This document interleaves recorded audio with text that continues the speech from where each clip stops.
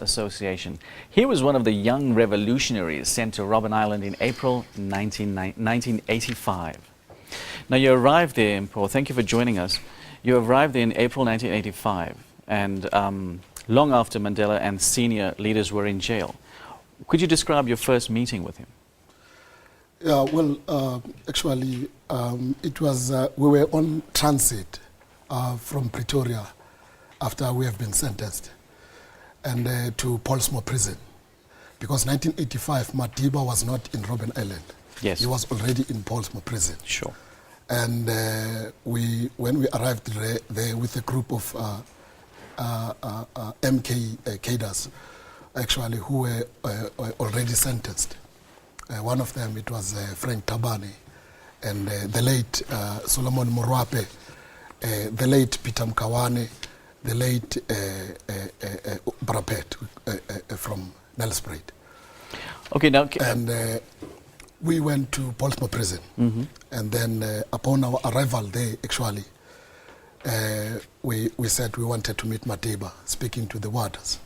And during the time, and we were so militant in such an extent that we said if we wanted to speak to Madiba now, we want to speak to Madiba now. Then they refused us permission to speak to Madiba. And we adopted to say to them, look, we are not going to eat. And then we decided to leave our food, not to eat.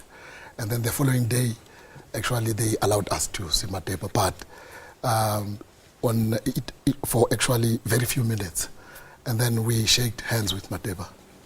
And then upon shaking hands with Madiba, I was so shocked, actually, and shaken in such an extent that he was asking, seeing young men, actually, in prison uniform, saying, he said to me, why are you here?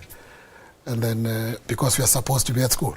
And then we said, no, we are on transit to Robben Island. Actually, we are here to release you from prison. Now, you know, let's talk strategy within the little world that was Robben Island, you know. In those early days, the warders, the prison authorities, I mean, they were pretty rough, you know, and Mandela took a more conciliatory position that kind of changed, you know, some of the living conditions of the prisoners. Could you take us through some of those? Yeah, you know, when we arrived in Robben Island, actually in 1985, the prison conditions were not the same as in the 60s. Yes. Because throughout the hunger strikes that took place in Robben Island, where comrades were demanding better living conditions, actually, comrades went into hunger strikes, and then, fortunately, the regime succumbed to that. And then during our time when we arrived in the island, much of the situation and the material conditions were changed, because we were able to watch movies, and through the old system of watching movies, yes, the reel. Yeah, the reel. And also they started to bring back the televisions, you see, from each and every sections of the prison. Okay. Now, Mandela played chess.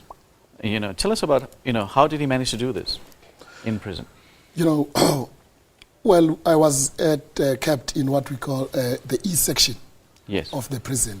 That was the juvenile section? Yeah, because the E section represented actually the youth, the militant youth, the revolutionary youth of this country. We were kept at E section. And at the B section, that's where the leadership of the ANC was kept. And you know, sport was a unifying figure for us in Robben Island. And we were encouraged as comrades to play soccer, even if you don't know how to kick a ball, but we formed a team. And there's one thing that I wanted to mention here. There was what we call the Makana Football Association. Yes. And then a lot of leaders, including President Jacob Zuma, he was the captain of Makana Football Association. And then including Tokyo Sihwale, who was sitting in the committee. And then once in a year, during the December 16, we have what we call the summer games. And we did not know that we were playing soccer according to the FIFA rules. Really? So that is why FIFA recognized us by giving us an award Yes. as ex-political prisoners Marvelous. to that juncture. Yeah. Now, finally, you're the National Secretary of the Ex-Political Prisoners Association. Yes. Do you have a special tribute for Mr. Mandela? Yes.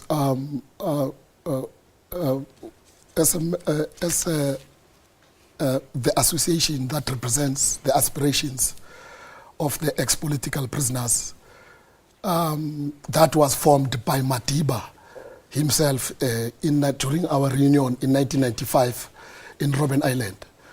The main objective of that was that he wanted to see us, to address the social and economic needs that are affecting the ex-political prisoners. Because remember, when we were released in prison, most of the comrades, after serving life sentences and long sentences, when you arrive in the community where you were supposed to be integrated in the community, you find that you are unemployed and you are a burden to the family and all of that. And then how do we remember Madiba? We remember Madiba as a commander of Umkhonto Sizwe, Madiba as the epitome of humanity, Madiba actually as an icon, and Madiba as a revolutionary, because some of them, they are saying Madiba is a saint. Sure. Thank you very much indeed. Okay. Thank you for those wonderful words. Yeah. Mr. Mpho Masemola, the National Secretary of the Ex-Political Prisoners Association. Okay. Natasha standing by to talk to you about the tweets.